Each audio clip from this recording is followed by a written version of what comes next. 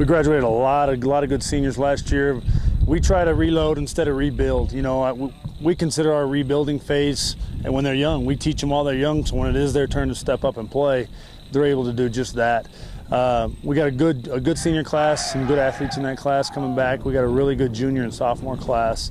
We're going to be young this year, but I think there's plenty of talent to go around. The competition level's pretty high at practice. We returned 3 offensive starters is all from last year. We went 10-2 last year. We were pretty good offensively, but like I said, we're just going to reload with new kids. We returned Jesse Nieto, all-state running back, quiet, blue-collar worker, great kid, hard-working kid.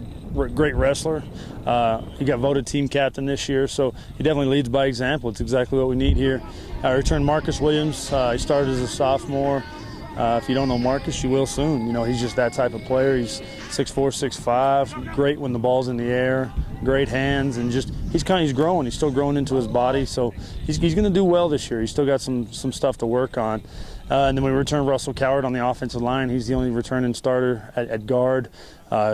A year of experience has done wonders for him, you know, his confidence levels. So he's going to kind of be that anchor, that leader on that offensive line, which is going to be tremendous. You know, this is probably the happiest we've been with our linemen in several years, in terms of just how hard they work, the unity they have, the chemistry they have.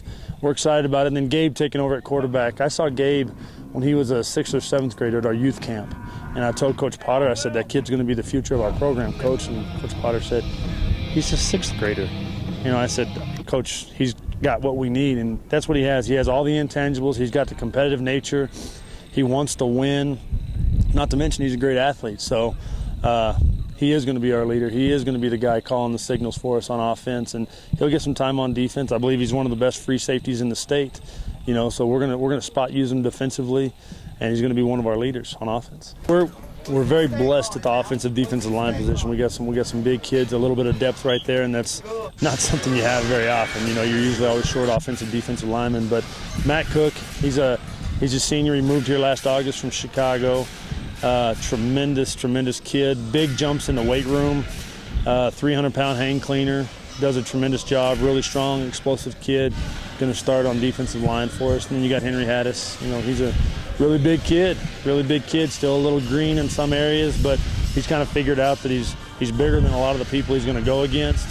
So we got to get that aggressive nature to go with it, you know. And then, you know, you got Dmitri Rodriguez. He's got a little nasty to him. He's a different beast. He's a different character, but again, just adds to the depth of our defensive line.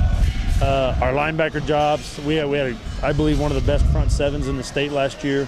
And our linebackers, they got a lot of big shoes to fill. But we got some good kids like Michael Romo and Landry Hayes and Rope Henry and Angel Castillo that are going to come in and do a good job filling that. Real happy with a kid named Ryan Anderson at free safety. Breaks on the ball incredibly well. Younger brother of a senior last year, Kyle Anderson, does a tremendous job for us. And again, another kid with just a great amount of talent. He's not hard to coach. You just tell him to go get the football.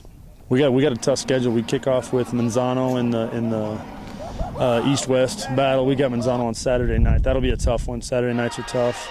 And then we got El Paso del Valle, very athletic El Paso school. They got to travel up here week 2. Week 3, we go down to Oñate for a Saturday afternoon game at the Field of Dreams. Doesn't matter who you play at Field of Dreams, Saturday afternoon, it's a tough environment for us.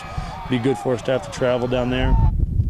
Week 4, 5, 6 is incredibly tough for us. We go Clovis, Sandia, El Dorado. You know how that's going to be. So we're going to be battle-tested by the time we get to district, and that's what we want. We're not here to win every game. We just want to be good in the months of November, December. You know, and then we jump into our district schedule. We open up with Santa Fe, and then we go Volcano Vista, Cibola, Rio Rancho.